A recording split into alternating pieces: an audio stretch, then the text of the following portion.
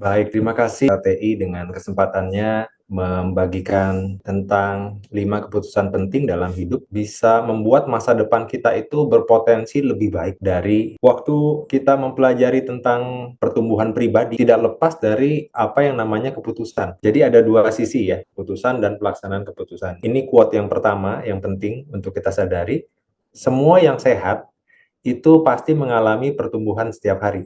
Betul ya? Semua yang sehat itu mengalami pertumbuhan. Bayi yang sehat, nggak stunting, itu pasti tambah lama tambah besar. Umur 5 tahun lebih tinggi. Anak saya umur 11 tahun itu udah hampir setinggi mamanya. Karena apa? Terus bertumbuh ya, tambah tinggi. Dan setiap yang sehat biasa seperti itu. Pohon terus tambah tinggi, dari yang pendek mungkin hanya semata kaki kita sirami, kemudian sudah sampai lutut, sampai pinggang, sampai melebihi kepala kita. Itu pohon. Dan biasanya seperti itu. Memang betul, semua yang sehat itu mengalami pertumbuhan, walaupun memang ada yang batasannya ya, nggak bertumbuh lagi. Misalnya kalau sudah usia 20, 30 udah mulai berhenti, tidak tambah tinggi. Tapi ingat, manusia punya otak, punya mental, punya emosi, punya kecerdasan yang bisa terus berkembang tanpa batas sebatas yang diberikan oleh Sang Pencipta. Tapi intinya, semua yang sehat itu pasti mengalami pertumbuhan setiap hari. Yang kita dapatkan di awal ini berarti kalau kita nggak sehat, kita nggak bertumbuh. Jadi kalau kita mau bertumbuh, kita pastikan diri kita sehat. Dan sehat tentang apa? Tentang 5 keputusan yang perlu kita ambil di dalam hidup kita.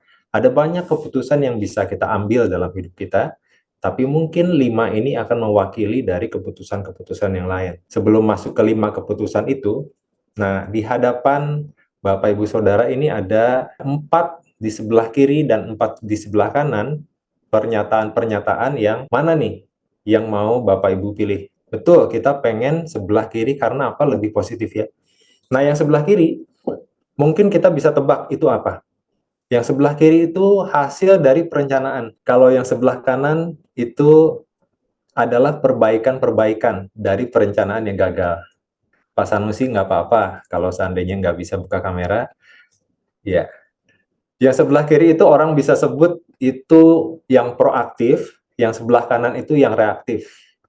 Kalau secara kedokteran atau rumah sakit, pengobatan, kesehatan itu yang sebelah kiri itu preventif, yang kanan itu kuratif, penyembuhan. Nah, yang kita bahas sekarang, kita bikin simple, Bapak Ibu. Yang sebelah kiri itu adalah kalau kita itu mempersiapkan. Yang sebelah kanan itu kalau kita itu memperbaiki. Artinya apa, Pak David? Artinya, kalau kita untuk setiap hari pilih makan misalnya ya, rata-rata orang zaman sekarang kan pilih makan itu order GoFood atau Shopee Food.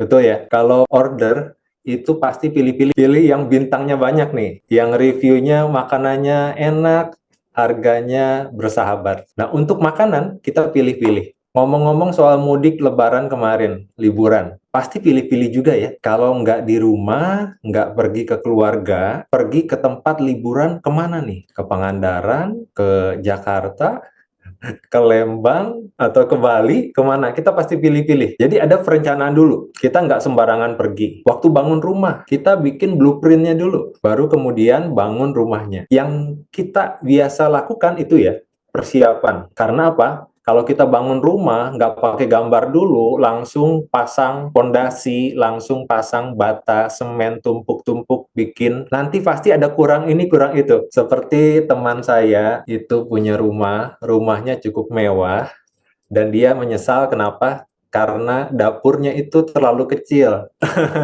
Rumahnya mewah, tapi dapurnya terlalu kecil.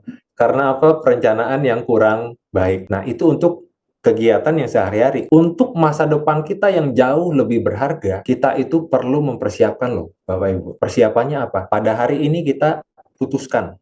Ada 5 keputusan penting dalam pertumbuhan pribadi. Kita menyadari ya, kita yang sekarang, rumah kita yang sekarang, diri kita yang sekarang, keluarga kita yang sekarang, keuangan kita yang sekarang itu hasil dari keputusan-keputusan kita 5 tahun yang lalu, 10 tahun yang lalu, 15 tahun yang lalu. Betul ya? Kita pilih pekerjaan, kita pilih tempat kuliah, kita pilih teman, kita pilih bisnis. Itu keputusan-keputusan yang pernah kita ambil. Nah, mulai titik ini, kita mau ke hal-hal yang praktis. Semoga ini bisa mewakili berbagai keputusan penting yang ada dalam hidup kita untuk pertumbuhan pribadi. Baik secara pribadi, maupun secara level kepemimpinan kita. Boleh di tempat ibadah, boleh di sekolah, boleh di kampus, boleh di keluarga. Yang minimal kita adalah pemimpin untuk diri kita sendiri. Yang pertama, bertumbuh di dalam sikap. Semakin baik sikap saya hari ini, semakin besar peluang saya sukses. Nah, ini bisa direnungkan ya, di dalam hati kita ada 2 pertanyaan di bawah. Saya paling sulit bersikap positif saat apa? Perubahan yang saya mau lakukan apa? Ini penting. Sikap. Karena apa, Bapak Ibu Saudara? Sikap yang baik itu kalau kita kerja sama tim ya, di dalam perusahaan, di manapun kita ada, sikap yang buruk dengan tim yang biasa itu akan menghasilkan kelompok yang jelek. Sikap yang buruk dengan tim yang baik itu akan menghasilkan kelompok yang rata-rata. Jadi kalau ada kelompok, kalau di kuliahan kerja kelompok atau di kerja punya tim kerja, tim marketing, kelompoknya itu tidak baik, sikap kitanya tidak baik, itu akan menghasilkan kelompok yang tidak baik. Kalau sikap kita tidak baik, kelompoknya baik, itu akan menghasilkan hasil yang biasa-biasa. Tapi kalau sikap kita baik, kelompoknya tidak baik, itu akan menghasilkan hasil yang lebih baik daripada yang sikap kita tidak baik. Apalagi kalau sikap kita baik, tim kita baik, itu akan menghasilkan tim yang luar biasa. Jadi termasuk di dalam perkembangan kita yang ke depan adalah tentang sikap. Karena orang cenderung untuk bersikap negatif, betul ya, kalau orang lain juga negatif. Cenderung membalas, yang baik dibalas baik, yang jahat dibalas jahat. Mata ganti mata, gigi ganti gigi. Tapi kita belajar supaya kita membalas selalu dengan sikap yang baik. Nah, kalau dipikir-pikir, Bapak Ibu Saudara, yang kita tabur itu yang akan kita tuai. Jadi bahayanya kalau kita bersikap negatif, kita akan menuai yang negatif. Kalau kita kerjasama dengan orang, sikap kita positif, orang lain itu akan juga menunjukkan sikap yang positif. Karena apa? Sikap itu menular. Sekali lagi, sikap kita akan menular kepada orang lain. Kalau kita senyum, orang yang kita ajak bicara juga akan senyum. Tapi waktu kita sedih, orang yang kita ajak bicara akan sedih. Karena sikap kita menular. Dan kunci buat kesuksesan itu ini, sikap yang baik. Ini pertama. Dan itu harus dilakukan setiap hari. Nggak hanya hari ini saja, atau besok, atau bulan ini, tapi harus setiap hari. Jadi ini yang pertama. Misalnya, contoh yang sederhana ya, saya di rumah itu sebagai suami, itu nggak ragu buat cuci piring, buat bikin masakan, makanan yang sederhana misalnya ya, bikin telur. Telur untuk anak saya. Nah, saya biasa bikinin telur untuk anak saya waktu dia belum bisa masak, dari sejak belum bisa masak. Nah, dia bertambah kan usianya, sekarang sudah usia 8 tahun. Dan waktu dia sudah bisa masak, saya nggak suruh loh, Bapak Ibu Saudara, dia bisa menawari saya telur. Pagi-pagi gitu kadang-kadang bilang anak saya, "Papi mau dibikinin telur?" Wow, itu hati orang tua itu sangat berbunga-bunga. Walaupun yang dibikin hanya telur, bentuknya kayak gimana pun, itu lebih enak daripada makanan di hotel bintang 5. Karena apa? Itu hasil bikinan anak saya. Jadi sikap kita akan menular. Kalau sikap kita sering marah-marah sama anak, anak bisa meniru juga. Atau sering diam-diaman antara suami dengan istri, itu akan menular juga. Tapi kalau sering bisa menghargai, memuji, pasti akan ditiru oleh anak kita. Nah, itu tentang sikap. Ini bisa dipakai di sekolah, di kantor, dimanapun. Yang kedua adalah tentang kesehatan. Ini barang berharga yang seringkali kita anggap sebagai barang yang murahan. Saya bilang ini terus terang, karena ada banyak orang yang nggak merawat kesehatannya. Sekarang ada seorang ibu yang sedang populer ya, tren di media sosial karena bisa menyembuhkan penyakit ya, Ibu Dayak. Betul ya? Dan Ibu Dayak ini dia bisa menyembuhkan berbagai penyakit, tulang yang bengkok bisa diluruskan, tangan yang sudah kena stroke bisa sembuh kembali, konon ya, yang nggak bisa berjalan, akhirnya bisa berjalan kembali. Orang itu cari sampai kemana-mana. Ada di mana Ibu Dayak dicari. Dan orang berani bayar harga. Perjalanan jauh nggak apa-apa. Bayar mahal nggak apa-apa. Tunggu lama antri nggak apa-apa. Yang penting apa? Sembuh. Jadi orang mengharapkan mujizat terjadi dalam bidang kesehatannya. Tapi orang yang sehat, kadang-kadang kita lupa bahwa kesehatan itu mujizat sebetulnya. Waktu bangun tidur kita bisa buka mata, kita bisa angkat badan, gerakan tangan, gerakan kaki, itu mujizat dari Tuhan untuk kita yang tidak ternilai harganya. Kalau operasi jantung Bapak Ibu Saudara, bypass jantung atau di-ring, itu puluhan, ratusan juta, sampai di atas 500 juta. Seharga Innovazenix. Kita kaya loh Bapak Ibu Saudara dengan kita sehat. Jadi jangan pernah sia-siakan kesehatan kita. Nah, siapa Bapak Ibu Saudara yang tahu bagaimana menjaga kesehatan? Nah, coba ketik ini, kita nilai diri kita ya. Cek pola makan, olahraga, dan istirahat Anda secara total. Kasih nilai yang jujur Bapak Ibu. Boleh ketik nilainya A yang paling baik, B, C, D, atau E yang paling buruk. Kita terbuka saja karena apa? Karena terbuka itu keputusan pertama supaya kita mengalami perubahan hidup yang lebih baik di masa yang akan datang. Begitu kita sadar bahwa tubuh kita itu adalah kendaraan untuk mencapai tujuan hidup saya, pasti kita akan rawat kendaraannya itu. Betul ya? Siap Pak Gustaf? Nggak perlu malu ya? Iya, saya juga belum jawab Pak Gustaf. Baik. Jadi tubuh kita itu adalah kendaraan kita untuk mencapai tujuan hidup. Betul ya? Kalau kita mau ke Singapura, kita pakai tubuh kan ya? Nggak hanya rohnya aja yang terbang ke Singapura. Betul ya? Dengan tubuh kita, kita naik pesawat, kita bawa tubuh kita ke Singapura. Kalau kita mau penghasilan yang tinggi, jabatan yang tinggi di perusahaan, tentu tubuh kita kan yang difoto kan? Salaman waktu promosi, atau waktu terima gaji, dan lain-lain. Pasti ada keterlibatan tubuh kita. Dan kalau tubuh kita sehat, kita bisa sampai tujuan. Jadi bayangkan, mobil kita, kalau dibayangkan dengan mobil kita, tubuh kita, kesehatan kita itu tipe mobilnya yang mana nih? Kan sekarang ada model mobil yang low cost green car ya, LCGC. Harganya lebih murah daripada mobil-mobil Eropa, yang BMW atau yang Mercedes-Benz dan lain-lain. Nah, mobil kita itu tipe yang mana Bapak Ibu Saudara? Atau jangan-jangan secara kesehatan itu hanya mobil second yang sudah tambal sana tambal sini. Nah, untuk kita memiliki hidup yang sukses di masa yang akan datang, tabur mulai sekarang kesehatan yang baik. Saya pribadi, Bapak Ibu Saudara, tahun ini mengambil keputusan untuk jalan. Jalan setiap hari 30 menit. Kenapa? Karena waktu itu di akhir tahun lalu saya lihat di pinggir jalan ada sering bapak atau ibu yang cukup tua, dia jalan kesusahan di pinggir jalan, tidak pakai alas kaki, dia jalan, saya lihat kenapa, oh ternyata karena pernah kena serangan stroke. Dan waktu kena serangan stroke, mungkin dokternya bilang, Pak, harus mulai olahraga, harus jalan Pak, harus jemur, supaya bisa pulih. Saya pikir daripada saya kena sakit duluan, terus disuruh olahraga, lebih bagus olahraga duluan, supaya nggak sakit. Siapa yang setuju Bapak Ibu Saudara?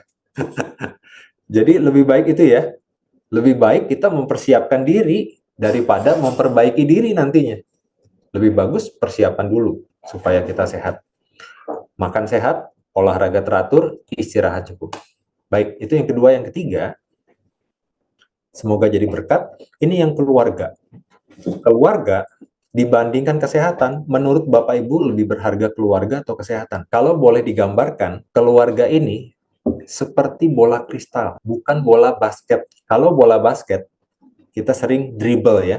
Pantul-pantul, bolanya tidak rusak. Tapi kalau bola kristal, kita mau pantul-pantul sekali saja, itu sudah bikin kristalnya bisa pecah, hancur, berkeping-keping.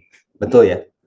Jadi ini adalah harta yang, kalau keluarga cemara itu kan harta yang paling berharga adalah keluarga.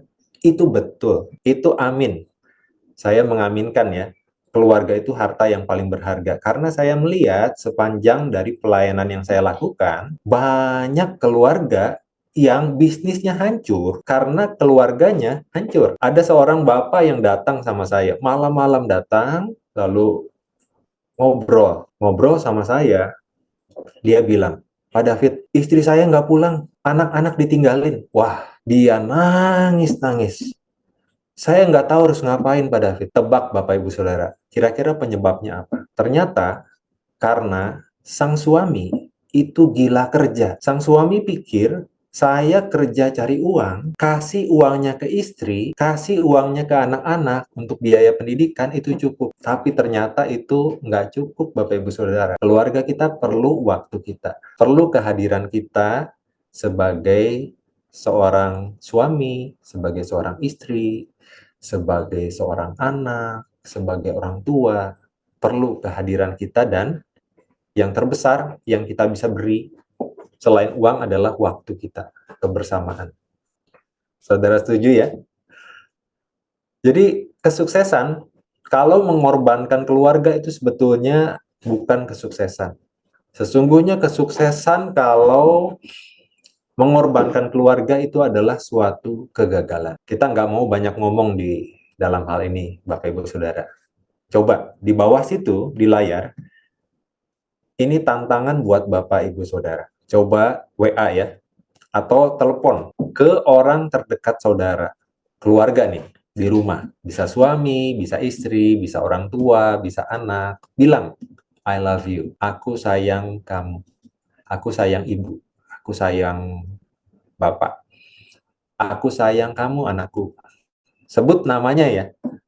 Boleh sebut misalnya David sayang papi, David sayang mami, atau siapa. Sebut nama kita, sebut nama dia kalau dia adalah anak kita atau pasangan kita. I love you babe, boleh. Lalu hasilnya, ini lakukan sekarang ya Bapak Ibu ya, saya tantang. Karena apa? Ini penting. Ini penting. Seminar nggak akan mengubahkan hidup Anda kalau Anda tidak melakukan perubahan. Perubahan bukanlah perubahan sampai terjadi suatu perubahan. Dan itu dimulai sekarang. Serius saya bilang. Coba teks, coba kontak sekarang, pakai telepon kita, WA-nya mati, nyalakan dulu, atau HP-nya lagi dipakai Zoom, bisa kok, tetap bisa WA. Hasilnya, jawaban mereka boleh nanti sambil ditulis di kolom chat ya. Saya ingin tahu apa reaksi mereka, dan reaksi mereka itu bisa jadi berkat juga buat teman-teman yang lain di kelompok kita ini. Nah, tentang keluarga ini, itu memang kebenaran yang nampaknya berat, tapi memang itu hard truth-nya ya. Itu yang inti. Keluarga ini seperti bola kristal. Jangan disia-siakan. Kenapa ada bos yang begitu galak di kantor? Kenapa ada guru yang begitu tegas di sekolah? Begitu disiplin atau memberikan hukuman-hukuman yang berat? Mungkin karena di rumah, bos itu atau guru itu nggak dihargai oleh keluarganya. Mungkin punya pergumulan di dalam keluarganya, akhirnya dibawa ke kantor, dibawa ke sekolah, dibawa ke tempat kerja, dan lain-lain. Lakukan hal yang sederhana ini.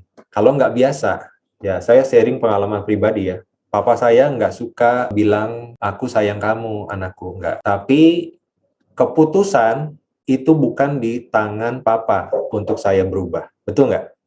Jadi saya lakukan dulu. Saya bilang, David sayang papi. Dan itu saya lakukan terus sampai hari ini. Saya telepon mereka, saya bilang, David sayang mami. Walaupun jarang mereka bilang balik.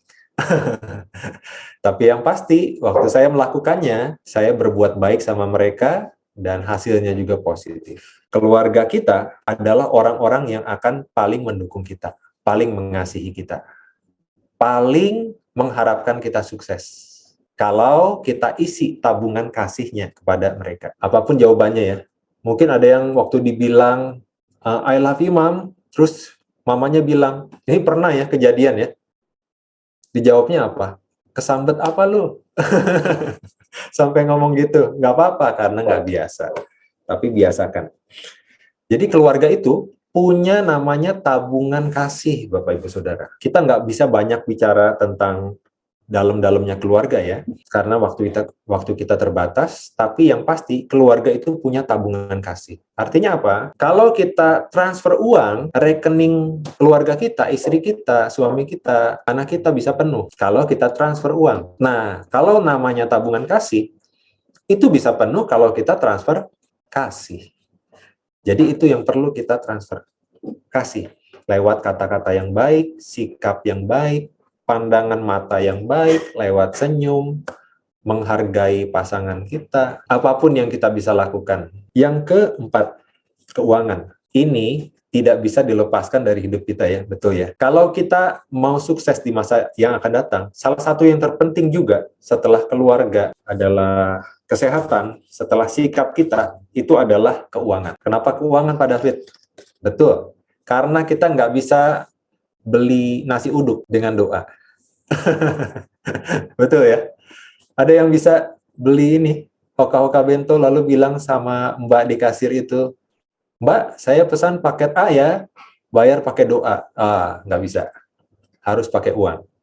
Bayar sekolah, pakai uang. Bayar transportasi, mau beli sesuatu, pasti pakai uang. Listrik, air, dan lain-lain. Uang itu bagian yang nggak bisa dipisahkan dari orang di zaman now, di zaman modern ya. Walaupun uang nggak bisa menjamin kebahagiaan, tapi penggunaan uang akan membuat saya hidup. Dan waktu kita renungkan, cara kita menggunakan uang itu akan menyingkapkan apa yang ada di hati kita. Pernah nggak kita dengar ada orang yang dibilang nih, dia udah berubah ya, 5 tahun yang lalu dia nggak seperti itu loh, sekarang dia mata duitan, menghalalkan segala cara loh demi duit. Dia tipu sana, tipu sini, hutang sana, hutang sini. Kebenarannya yang kita pelajari sekarang tentang pertumbuhan pribadi, uang itu tidak mengubah diri kita, Bapak Ibu Saudara. Uang itu, sekali lagi, tidak mengubah diri kita. Yang dilakukan oleh uang adalah uang menyingkapkan topeng-topeng yang selama ini kita pakai. Itu yang terjadi. Jadi uang itu menyingkapkan apa yang ada di dalam hati seseorang. Kalau kesulitan uang, kelihatan nih dalam hatinya apa. Percaya Tuhan atau enggak. Dalam hatinya apa. Rapuh atau kuat. Dalam hatinya gimana? Orangnya jujur atau tidak? Waktu kehilangan uang atau malah waktu dapat banyak uang? Dipakai untuk apa saja? Jadi uang itu tidak membuat orang sombong, enggak. Orangnya sombong, tapi waktu dikasih uang atau uangnya diambil, itu kesombongannya bakal terlihat. Tangkap pesannya Bapak Ibu Saudara ya. Jadi uang itu menyingkapkan apa yang ada di dalam hati seseorang. Nah Bapak Ibu, kalau kita mau sukses di dalam hal keuangan, uang itu harus dikelola dengan baik. Seorang yang terkenal bilang, uang itu adalah tuan yang baik, tapi hamba yang jahat. Ini quote yang sering kita dengar. Uang adalah hamba yang baik, tetapi tuan yang buruk. Kalau kita kerja hanya sekedar untuk uang, kita akan diperbudak oleh uang. Tapi kalau kita kerja untuk menolong orang lain, minimal untuk keluarga kita, uang itu akan dapat memberikan potensi-potensi yang lebih baik untuk kita sukses, akan membuat keluarga kita hidup dengan nyaman. Jadi di balik gaji kita perlu bisa melihat wajah-wajah dari orang-orang yang kita sayang. istri atau suami kita, anak-anak kita, orang tua kita, mertua kita. Kita bekerja bukan untuk uang, tapi untuk orang-orang yang kita sayang. Itu cara yang baik untuk melihat keuangan.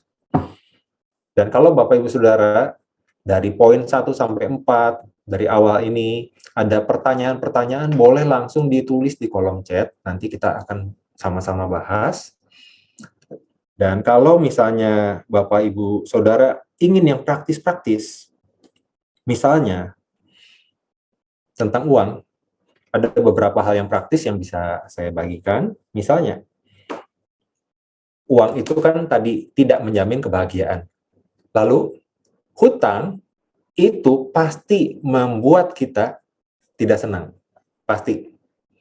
Apapun jenisnya. Mau hutang yang produktif atau yang hutang yang konsumtif. Segala jenis hutang itu bikin kita hatinya deg-degan. Tidur nggak nyenyak. Karena namanya hutang. Dan hutang itu harus dibayar. Jadi simpel ya prinsipnya ya. Uang nggak menjamin kebahagiaan, lalu hutang juga itu pasti membuat hidup kita itu nggak tenang. Jadi kalau bisa, hindari berhutang. Dan kalau berhutang, harus dibayar. Itu simpel. Kita nggak perlu rumit-rumit dalam keuangan, kita lurus-lurus saja, jujur-jujur saja, itu akan membuat kita bisa sukses di masa yang akan datang. Kita saat ini nggak bicara soal investasi, tabungan, asuransi, dan lain-lain, tapi untuk segala sesuatu itu ada waktunya. Jadi waktu kita bekerja, bekerjalah. Waktu kita terima gaji, terimalah. Waktu kita harus pakai gaji itu untuk kebutuhan keluarga kita, pakailah. Waktu ada yang bisa diberi, berilah. Sesimpel itu Bapak Ibu Saudara. Dengan catatan apa? Harus ada batasnya, perencanaan keuangan. Jadi, pengeluaran kita itu bisa ditekan. Dan pendapatan kita itu bisa diperbesar. Baik. Saya rasa itu cukup untuk yang di keuangan. Perencanaan keuangan itu harus. Yang kelima, ya, jadi perlu ada, kalau mau itu dicatat, itu lebih baik. Yang kelima, tentang iman. Nah, iman ini landasan dari semua yang ada. Karena apa? Karena kita diciptakan oleh Tuhan Sang Pencipta. Apapun agama dan kepercayaan Bapak Ibu Saudara, apapun kitab sucinya, siapapun nabinya, selalu iman ini tidak boleh dianggap remeh. Karena saya mengalami kedamaian di hati saya saat mempraktekkan iman setiap hari. Jadi, siapapun kita, kalau orang yang beriman, itu berarti sudah ada di jalan yang tepat. Jadi percayalah, Tuhan sanggup melakukan lebih dari yang dapat kita doakan atau pikirkan. Dan ada kutipan ini yang baik untuk merangkum soal iman ini, Bapak Ibu Saudara. Orang yang berlutut di hadapan Tuhan akan dapat berdiri di hadapan siapapun. Sekali lagi, orang yang berlutut di hadapan Tuhan setiap hari akan dapat berdiri di hadapan siapapun. Karena orangnya takut akan Tuhan, tunduk sama Tuhan, percaya Tuhan, Tuhan menyertai, itu memberikan kekuatan. Iman itu memberi kuasa supaya kita bisa bertindak dengan baik. Kalau kita membaca mujizat-mujizat luar biasa di kitab suci yang dilakukan oleh Tuhan, kita pun bisa mengalami yang sama di zaman sekarang, di hari ini, di pergumulan kita, di keluarga, di kesehatan, di keuangan, di apapun, di dalam sikap kita. Karena ada Tuhan yang sama. Jadi buktikan bahwa apa yang kita percaya itu benar-benar layak dipercaya. Dengan apa? Dengan iman. Iman itu percaya walaupun tidak melihat. Percaya walaupun belum melihat sekarang. Saudara percaya bertumbuh secara pribadi akan sukses. Kalau saudara percaya. Kalau saudara mengharapkan itu, pasti karena apa? Ada iman. Dan imannya bukan karena kekuatan sendiri, tetapi karena kekuatan dari Sang Pencipta, dari Tuhan. Saya rasa itu ya. 5 poin yang utama. Jadi kalau mau menjalani hidup yang sukses, jalani dengan iman, dan Tuhan itu hanya sejauh doa. Nah, ini kakek kita sudah muncul nih ya, Abraham Lincoln ya. Dia adalah pendeta. Dia adalah presiden ke-16 dari Amerika. Sangat sukses mendamaikan Amerika waktu Civil War, perang saudara, dan dianggap salah satu presiden yang paling pintar di Amerika. Dia lawyer juga, tapi dia statesman juga ya. Dia orang yang negarawan yang baik. Dia bilang apa? The best way to predict the future is to create it. Cara yang terbaik untuk memprediksi, meramal masa depan kita adalah dengan menciptakannya. Jadi simple. Kalau kita ingin masa depan yang baik, ciptakan mulai sekarang lewat apa? Lewat keputusan-keputusan yang kelihatannya kecil yang kita lakukan setiap hari. Seperti batu-batu di sungai, itu bisa bentuknya seperti itu, ada lubang-lubangnya atau goresan di sini sana, itu bukan karena ada banjir besar, Bapak Ibu Saudara, tapi karena aliran sungai yang mengalir setiap hari, dikikis, dibentuk setiap hari. Hidup kita di masa depan juga termasuk seperti batu-batu itu, tergantung keputusan kita hari ini. Semoga semua yang diberikan ini jadi manfaat buat Bapak Ibu, biar kita hidup di hari ini seperti kata pepatah yang sering kita dengar, berakit-rakit dahulu, berenang-renang kemudian, bersakit-sakit dahulu, planning, merencanakan, persiapan, bayar harganya, bersenang-senang kemudian. Tuhan memberkati Bapak Ibu Saudara. Berkaitan dengan tadi ya, ada quote ya, berakit-rakit ke hulu, berenang-renang kemudian, bersakit-sakit dahulu, bersenang-senang kemudian. Anak-anak saya seringkali guyonin, anak zaman now ya, katanya itu bukan bersakit-sakit dahulu, tapi bersusi-susi dahulu, berendang-rendang kemudian, karena mereka suka makan sushi sama suka makan rendang. Intinya apa? Orang itu sering kalau sudah zona nyaman, sudah susah untuk berubah. Kalau merasa diri yang sekarang sudah nyaman, ya ngapain lagi saya berubah gitu. Atau malah seluruhnya ya, perubahan itu nggak otomatis. Memang kita harus bayar harganya, keluar dari zona nyaman kita kalau kita ingin lihat 10 tahun lagi, 15 tahun lagi, kita ada di tempat yang berbeda, yang lebih baik tentunya ya. Sukses di dalam sikap, di dalam keuangan, di dalam iman, di dalam keluarga, di dalam kesehatan, di bidang apapun. Semoga jadi berkat ya. Jadi keluar dari zona nyaman, lakukan perubahan, keputusan, dan juga lakukan itu sekarang. Terima kasih Bapak Ibu sekalian. Selamat malam, salam sejahtera semuanya.